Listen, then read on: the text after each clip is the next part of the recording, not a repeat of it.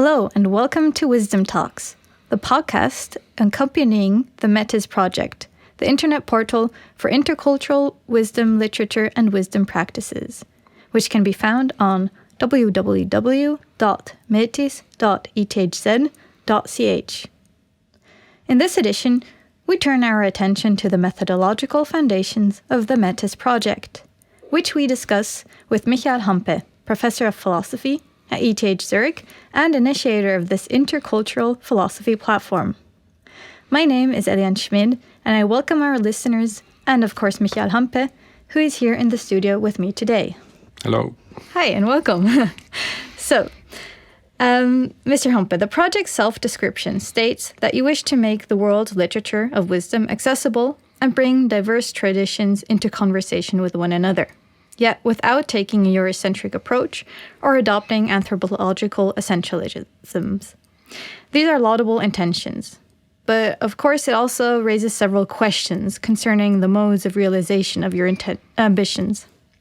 Let's get started with a central term that we should clarify first. World literature of wisdom. What is this all about? The term world literature was coined by Goethe in his journal Über Kunst und Altertum, on art and ancient times.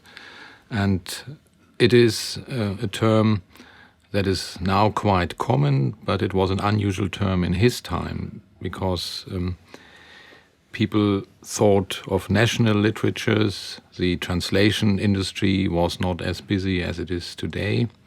And Goethe himself was interested in texts from the Islamic realm, for example, when he wrote the Westöstliche Divan, the West Eastern Divan.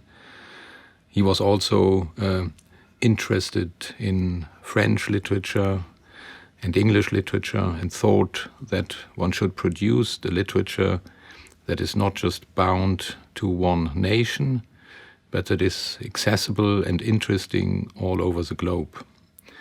Nowadays, this seems be a quite common idea, but in fact it is only common in the arts and in literature and not so much in philosophy. We do not have a world philosophy and we do not have a world literature of wisdom yet, although people in Europe are interested in Chinese wisdom texts and Japanese texts.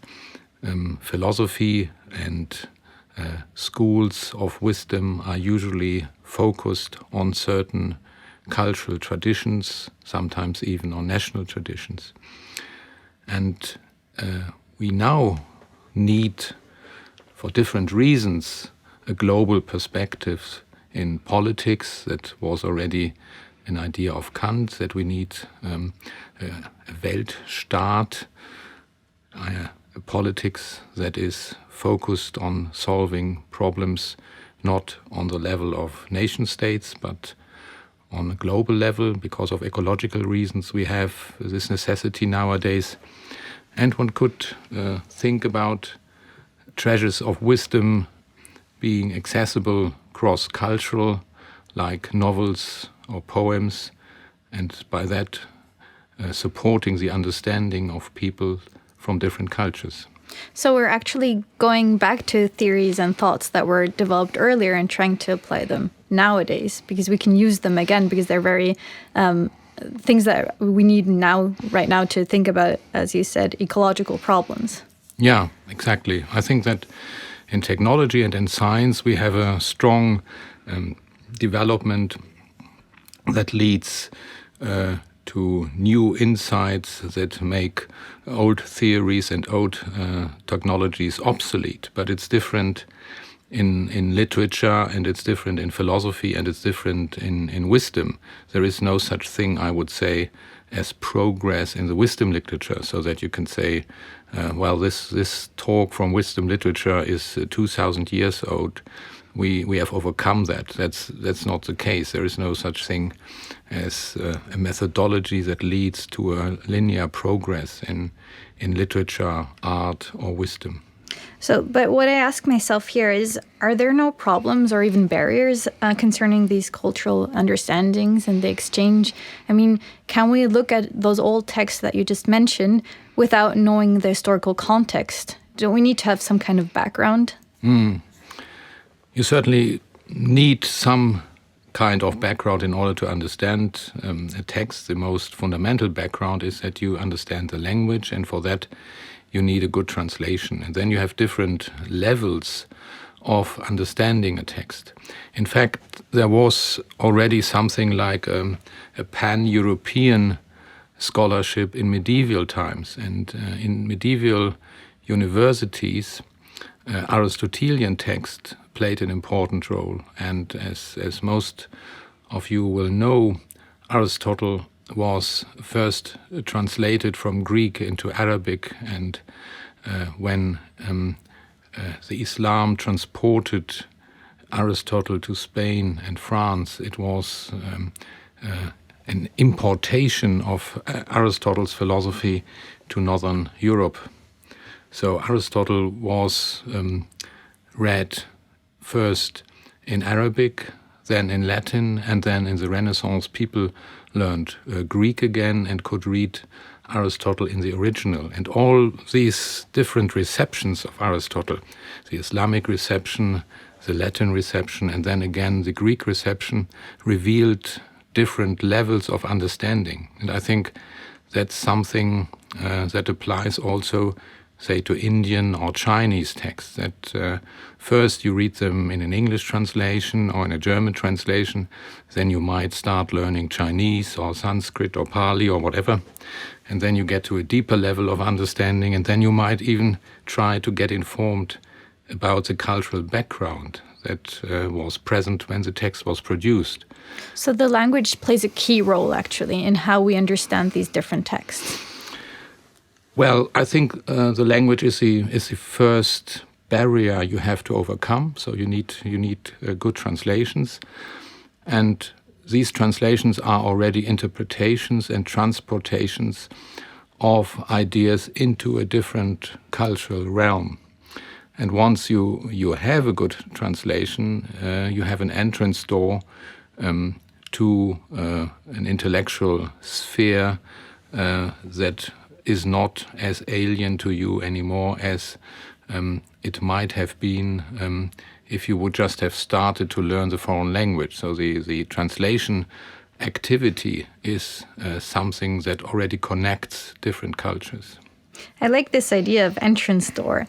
So I do wonder, though, if we have this entrance door and we use it, how do we compare different traditions and their practices? How can we use different angles to look at these different traditions and thoughts? And that's a very important question, because it relates to what you mentioned first, namely that we try to avoid essentialism.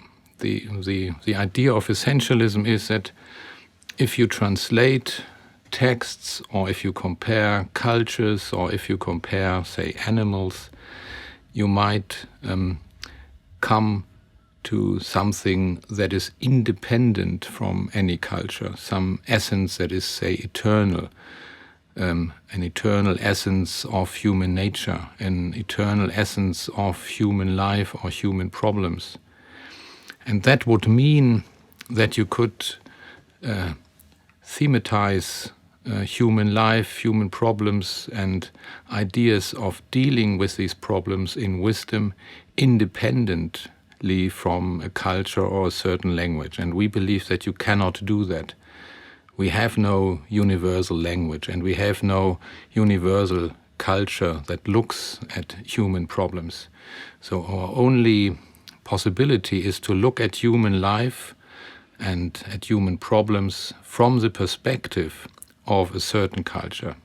But once we have these entrance doors or these passageways, we can try to draw analogies or homologies, comparisons that make the way people in other cultures look at our culture more understandable without producing the idea of an essence. Even if people in China, in Japan, in Europe, in America are born and have to die, they interpret what it means to be born and to die in very different ways. So the problem of essentialism has to be avoided by the right way of comparing different perspectives, which you cannot overcome. I see. So this is actually also a very personal endeavor in how we try to look at these different things, like you mentioned life and death. So even if I'm a Swiss person and I think about life and death, how we were taught it, but then if I look at Japan, there are different ways of looking at these things. So is this something, you said it's not a universal thing, but do you think it's innately personal in that case, or cultural, or do you combine these things all the time? I think you have to combine them, that you have to understand yourself as looking at birth and death, say, from a certain cultural perspective, which you might not have recognized before. You might not have recognized what it is for a Swiss person to look at her life in a certain way. And only if you mirror your Swiss life, say, in the mode in which life is conducted in Japan, you might see that there are certain specialities in your form of life, if I may use this Wittgensteinian term, that are different from the Japanese way of life. So by mirroring yourself in a different culture, you not only understand bits and pieces of the other culture, but you also get a perspective of your own culture and the way your culture is forming your personal life. This idea of mirroring, in fact, is one that was not invented by us for this portal, but it came also up already in Goethe's novels, and it was picked up by Wittgenstein when he talked about family resemblances. Could you go deeper into this topic of Wittgenstein and these family resemblances and the mirror reflections that you talked about? And in connection to the project also, this seems like a very interesting point of access. Yeah. Goethe in his novels on Wilhelm Meister put aphorisms and stories into the novel, and he thought that these stories mirror each other and throw a certain light on problems he was dealing with in the novel in general. So there was a method of enlightening problems and ideas by having different types of texts that relate to each other, but the reader might not immediately see how they relate to each other. But what you get is a sort of album of different types of text, and then the reader starts to think, well, how does this text relate to the other text? And if you think hard about this relation, you start to see how the texts mirror each other. And the same method was used by Wittgenstein, by the late Wittgenstein, when he was composing the aphorisms in his philosophical investigations. There you have lots of little stories, remarks, reflections, and somehow they mirror problems like, is pain a thing in my mind? What does understanding mean?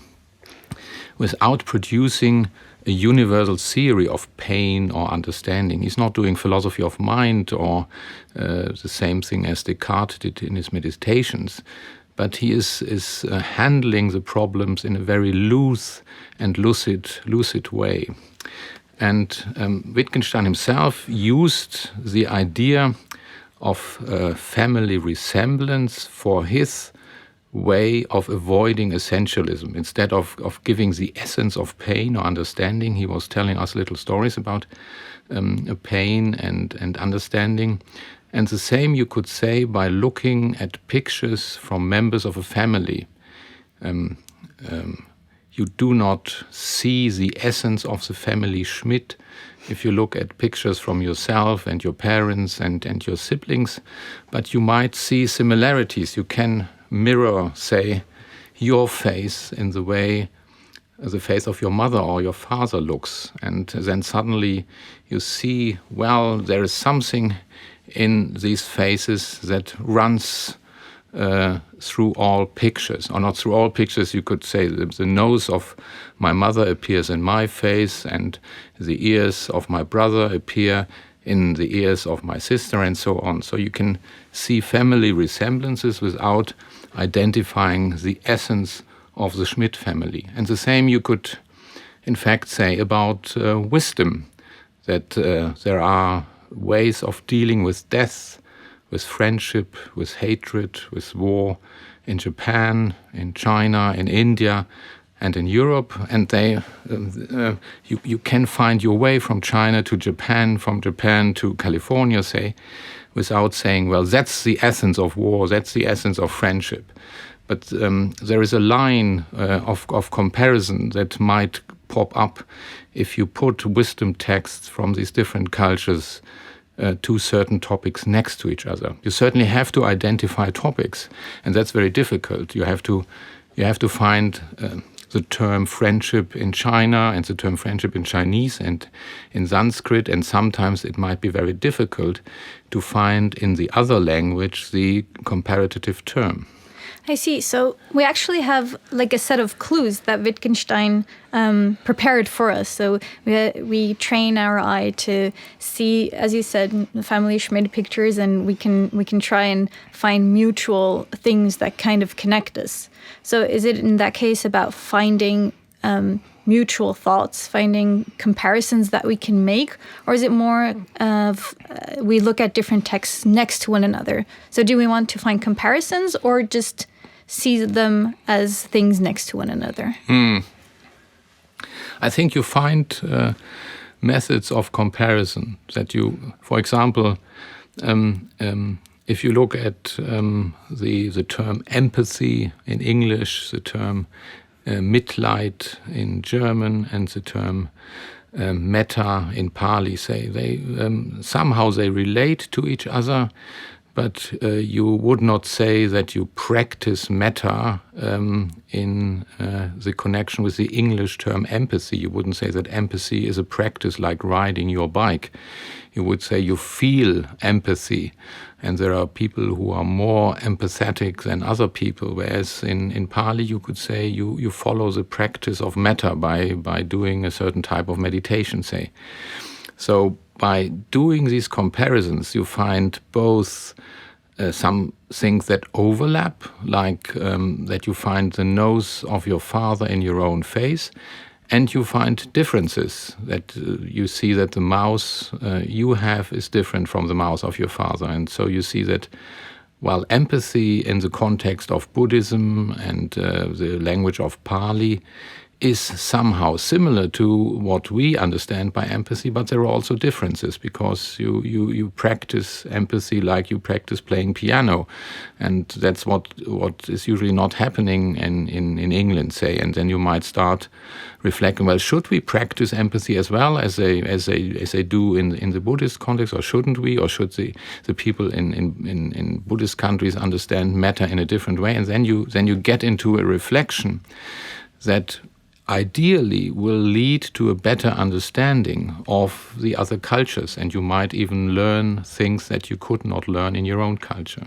But taking up this idea of practice, so do we then need to actually have an eye for what we want to see, in the sense that if I know that we're related, I will automatically try and find resemblances? And is that something we also do then in wisdom literature and philosophy? If I think, love, how can we find other similarities in thinking?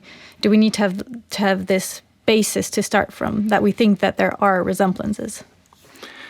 Yeah, I think there is a certain basis among human beings that is very difficult to put into language, but people fight battles.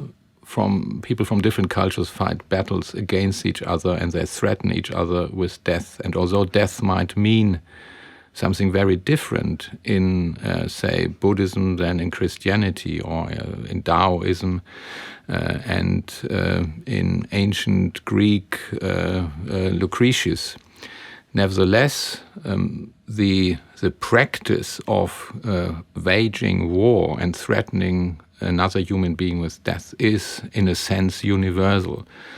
But what it is, what this practice means, is only spelled out in a certain culture.